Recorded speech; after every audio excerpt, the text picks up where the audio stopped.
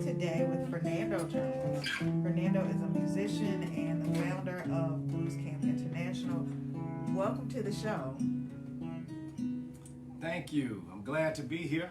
Thank you so much for being here. Can you tell us a little bit about yourself? My name is Fernando Jones, and I'm a blues man. I'm an educator. I'm a graphic designer. I'm a Renaissance man when it comes to the arts through the lens of the blues. Okay, great.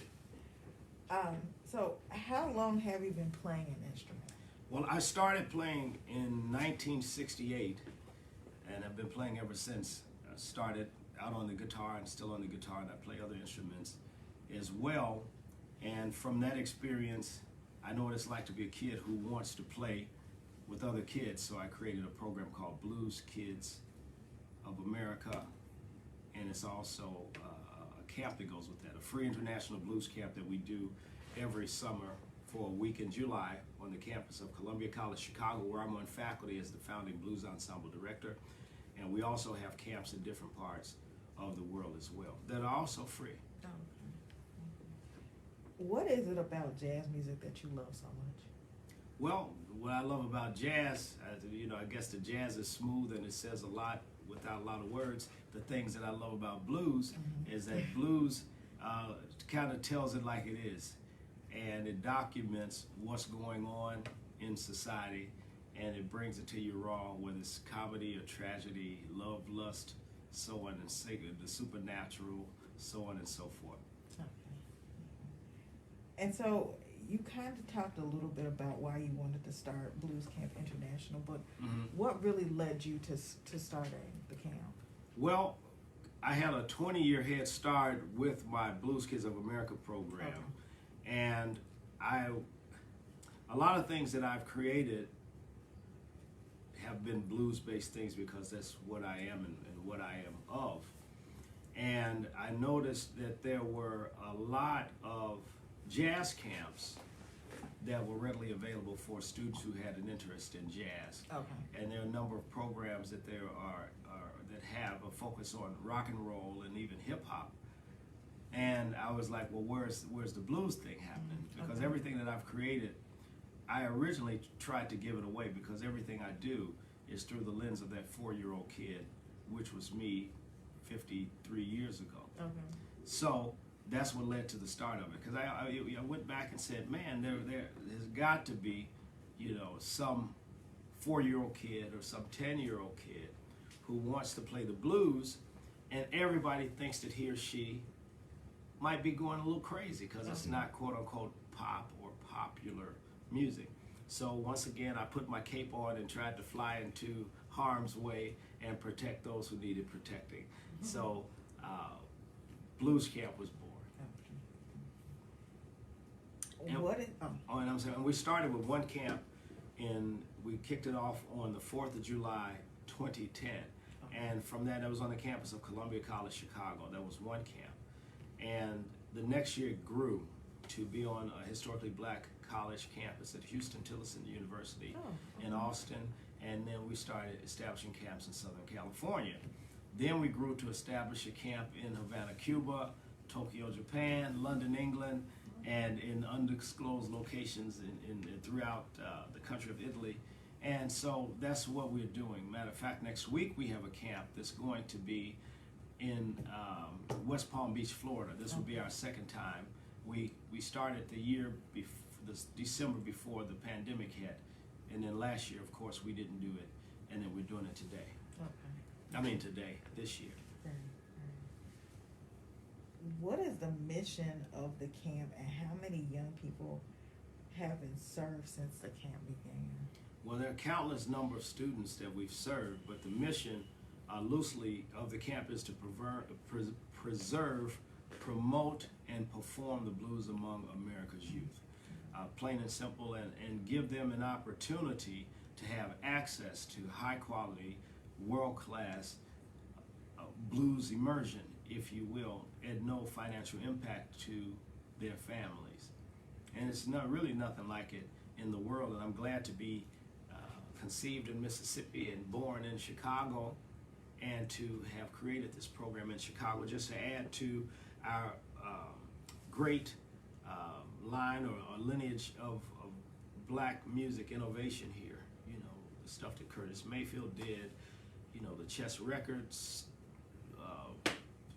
history, so on and so forth. So I'm just adding on and keeping the rocket ship going, and some little kid who might be listening now, he or she may create something and should create something when time is appropriate to help advance the music and the I guess the social footprint of Chicago and the diversity of the music that we have to offer. House music and created here, so on and so forth. So I'm just glad to be part of that choo-choo train of notes.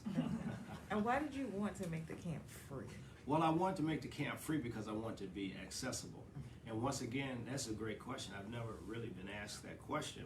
And I know that children don't necessarily have money, their parents have it, right? So if a kid wants to come and their parents don't have the money, that's a block right there. So I'm trying to service the kid, not necessarily the parent who does not have the funds, of the parents who do have the funds. And it also keeps me from doing it for a financial component. For example, if I had a blues camp, since I'm pioneering this piece, so much other stuff that I've pioneered. You know, my book, board games, writing, arranging, producing all original material, which is rare for a blues guy of any caliber to do. So it's like, all right, if I charge for this camp, you're gonna have to charge about $250 a kid to make it work, right? So once you start charging, it's just like when you get money in the bank, you get credit cards, somebody's trying to get that from you, okay? So now I've got 10 kids who've paid, their parents paid $250, and they want to do what they want to do and not what the curriculum says. So now I have to say, man, I've got 10 instructors, and I've got to bow to this child who needs the information that I have in order to pay and to keep the program working. And that dog won't hunt. So I figure if I keep it free, we do it throughout a nonprofit I started called the Blues Kids Foundation. And we have a number of benevolent blues angels. I'll name some of the big ones, but don't want it to diminish the little ones because everybody's important. But Allstate is one of our strategic partners. Mary Barnes Donnelly Family Foundation, Chicago Community Trust with LaFort Martin Fund, Tom Liebman, Chicago Public Schools works with us, Columbia College, of course, and the list goes on and on. And so with that, we're able to keep the camp free and to serve a lot of kids. So I said if I had to charge, I'd probably have 10 kids, right?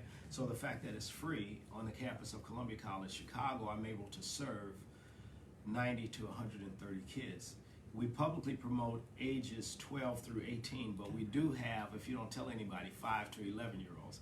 But we don't publicly promote that on our materials because we don't want it to be a babysitting service. So the kids who are playing church or singing or have some sort of talent, they want to be involved, their parents, they seek us out. And I think that's so cool. And during a time where we have, it's kind of like when we were kids, we had variety shows and things like that, and they kind of went away for a while. And so in about the last 10, 15 years, they're back like with the talent shows on television, on CBS, NBC, so on and so forth, Fox News. And kids, they really have the spirit to audition and want to be a part of something. And so we give them that, and we do everything we can to place every kid that auditions for the camp. And they have a good time. And we have a component called the Blues Mamas and the Blues Daddies. So this is a family situation. So with the Blues Mamas and the Blues Daddies, a kid might have a mother who plays bass, like Flo Larnakey. So which Flo Larnakey is in charge of the Blues Mamas and Blues Daddies. And the other parents of the kids, or the donors, or the strategic partners that want to participate, they have a band. So Sunday, the model, pretty much Sunday, we have a meet and greet for a couple hours. We meet and greet, give the kids their swag bags. Monday through Friday, instruction, contact time, 8 o'clock to roughly 12 o'clock. After that, Monday, we take the kids on a bonding exercise, whether we take them to the Pullman Community Center, let them play basketball or hit baseballs, or we take them skating, or an arcade or bowling, so they can bond and be kids. Nothing to do with music at all. On Tuesdays, we take them to South Shore Country Club. We have a picnic for them and barbecue. This is their first time outside of the classroom, and they get a chance to play and eat, run around outside, be kids. Wednesday night, we have a standing invitation at Reggie's Rock Club, so now they get a chance to dress up and have a gig at night. Thursday every year, we have a white party at Navy Pier, so now they get a chance to play on probably Chicago's most iconic piece of land for tourism. And then on Friday, we either wrap up at Buddy Guy's Legends, the Hard Rock Cafe, or House of Blues, or on the campus of Columbia College Chicago. So they have a full week of blues immersion, and it's all free. And so the fact that it is free, I can do that without having my team's hands tied to have to do something versus wanting to do something. What do you hope the students who participate get out of the camp? That's a great question. I'm glad, in the words of my frat brother, Jamie DeWan, member of Kappa Alpha Psi, he says, I'm glad you asked me that question. I really want the kids to get out of this experience the art of being a kid. Okay. You know, when I was little, my oldest sister took my nephew, who was a year younger than I. She took us to, I'm going to get the names mixed up. One of them is Disneyland and one is Disney World. The one that's in Florida, whichever one that Disney was. World. Disney World, okay. Why couldn't they just kept the same name and I wouldn't have had to? Yeah. So she took us there, right? So I was fortunate to be able to get out of the neighborhood and get on a plane for the first time, so on and so forth.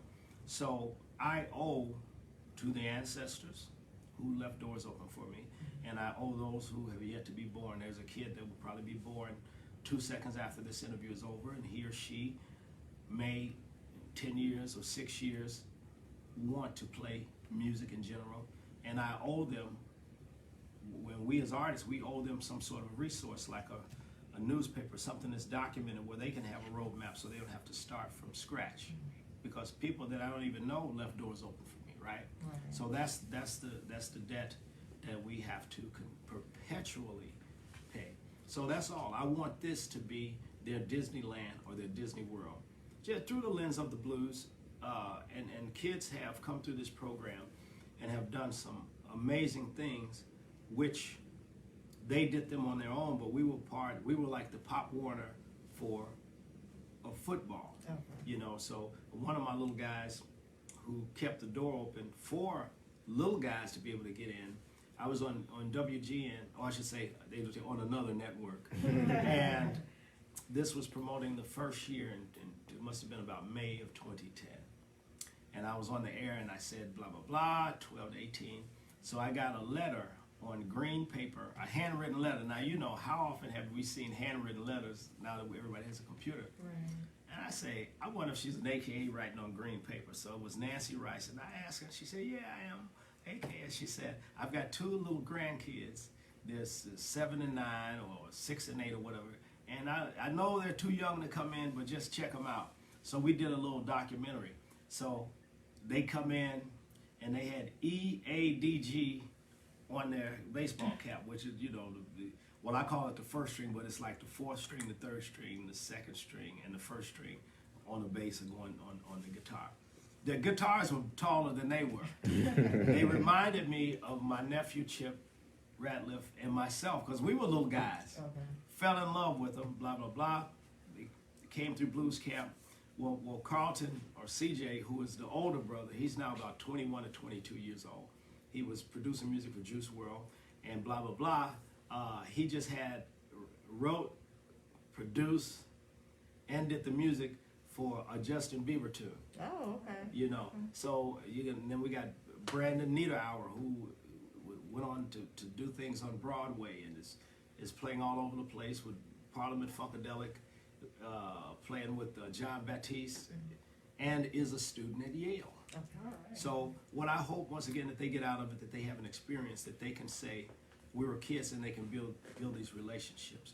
My biggest kick is when a kid, their parent, when they ask me to write a letter for them to go to a high school or a university, Okay.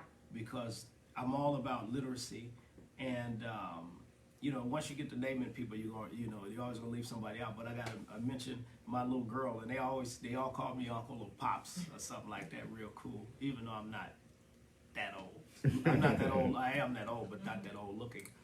LaRoya Sanford, who is, I believe, Roya is a sophomore in college. We gifted her and two other little girls in blues camp, somewhere around 2015 or so, guitars. And so when she graduated from high school 2 years ago, she used that same guitar and wrote some Bob Dylan-esque song about graduating and leaving her peers and stuff. And I'm looking at the video, and she and her father, they always keep in touch with me. So she's overseas now, I think in Scotland, on one of those exchanges from the school. Because she plays the blues, she's at some school in Pennsylvania that you have to have an interview to get in. Oh, okay. And so when she told them about the blues, they gave her money. Savannah Sanchez, a Hispanic student, a blues camper of mine, got a full ride out in Southern California because she was at a school where you do an interview and she mentioned the blues. So it's we're on the right track, and we're keeping the door open, and we're altruistic about it. And we're not trying to get the next B.B. King or Coco Taylor or anything like that. It's cool, but once again, we just want them to be kids because there's so much, they have so many opportunities to not be kids. You know, whether that's to, play on video games all day, which is part of being a kid, but to have that social interaction like we had. You know, I drive down the street, and I'm not complaining because you complain you're old. And it's like, I remember we used to have little X's on the chimneys all throughout the neighborhood where we would play strikeout. You don't see the boys playing strikeout. I don't see them playing basketball, and I imagine maybe they do on courts. I don't see the little girls skipping rope. So when they come to blues camp that first day, I have them doing stuff that we did as kids, So that's, I gave you a tome for what could have probably been a yes-no answer. Yeah, that's fine. What are some of the ways you had to pivot during COVID-19 as a musician and when it came to operating the camp? I'm going to cite Dr. Jamie DeWine again. I'm glad you asked that question. About 2 years before that, Jamie presented an idea to me about having I'm going to try to, instructional design is his area of expertise and scholarship. And he said, man, you can make your blues camp a course. Okay. You can supplement the instruction online. And sometimes when you create something, you always want the ideas, you want all the ideas pretty much to come from you, because as a human being, you think every idea you have is great. Look, let's throw a brick at a window. It's a great idea, but it's terrible to do that, right? And so I'm like, well, how, the kids just want to play. So I listened to him, and we created the platform. He said, man, you are a university unto yourself. So he said, you got the content, all I got to do is put it together. So he put it together in Blackboard, right? So what we did, we gave the kids homework assignments, first 2 or 3 days. What is your philosophy of the blues? Blah, blah, blah. Little kid stuff. When we go out on day 2 with your smartphone, if you don't have one, partner with somebody, take some pictures of this scene and write about them so they can have literacy in addition to us having fun playing. And the next year we did it. Then the next year, COVID came to town. So we had a 2-year head start on instructional design. So I thought like this, from a business standpoint, I know when you create something, when you're the first one out there, it's easy for someone to clone or do or be inspired by and to do it better than you. And it's hard if you stop for somebody to take. For example, if we would have stopped, and I'm going to get to how we pivoted, if we would have stopped, somebody had, and I would tell all my friends, whatever it is you want to do, somebody's got a whole year within the house. And where normally you may be able to put 4 or 5 hours a week on an idea, they can put 18 hours a day. So within 2 weeks, they've done a year's worth of work in 2 weeks. So when they roll out week 3, Their logo looks like they've been in business for 50 years. The content is there. Everything is spelled right. They've got the right stock photos. And the consumer doesn't know that you're the biggest fish in the game, or they're the biggest fish in the game. They're going to go to who's available. I thought about my funding sources.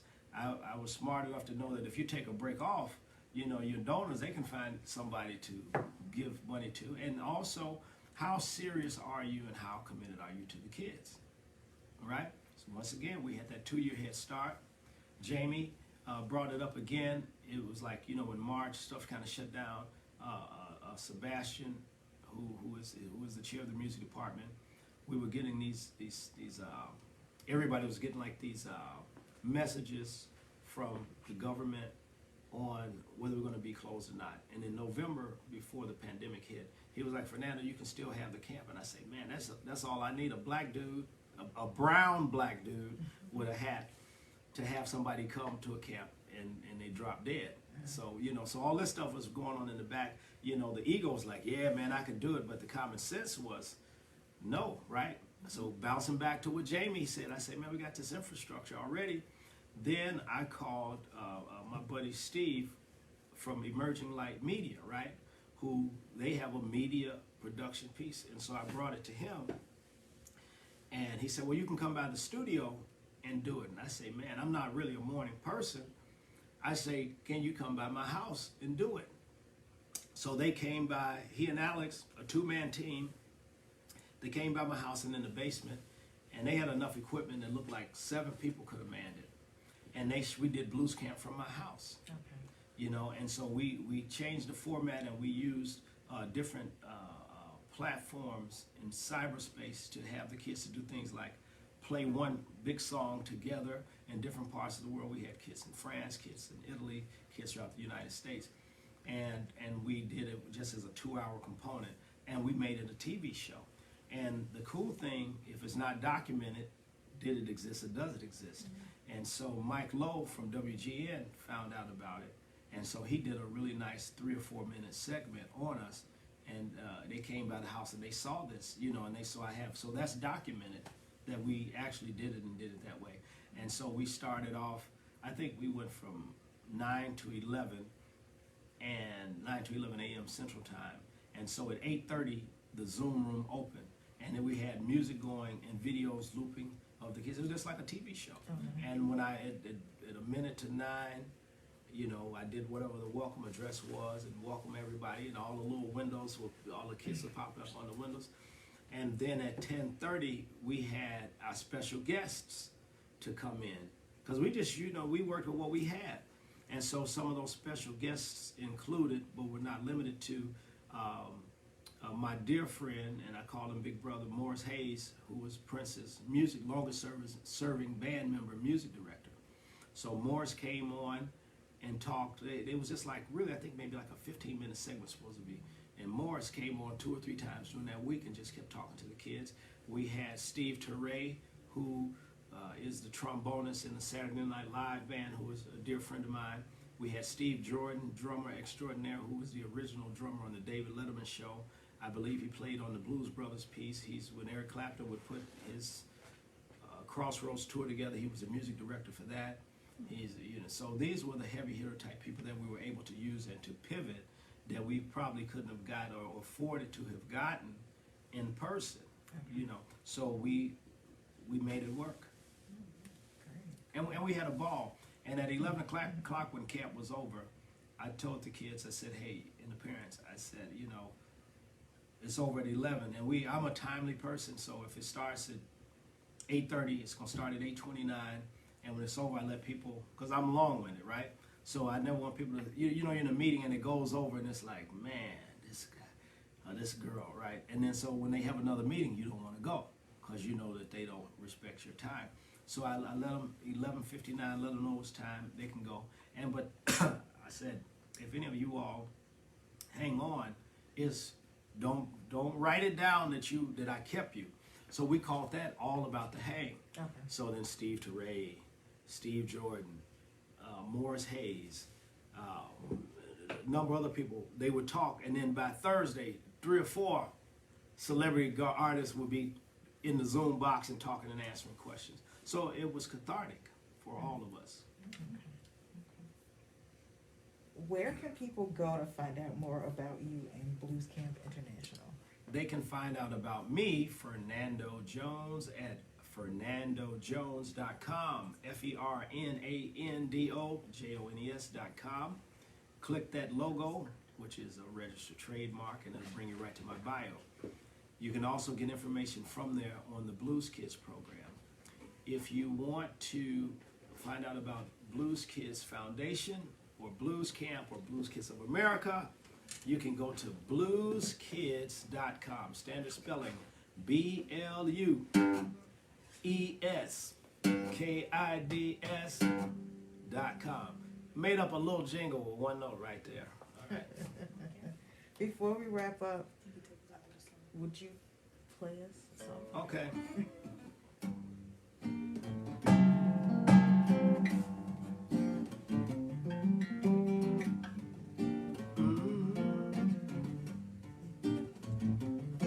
I got my Christmas tree up. I got Christmas on my brain. I've got you all sized up for a gift, and I don't even know your name. I wanna spend Christmas with you. Thank you.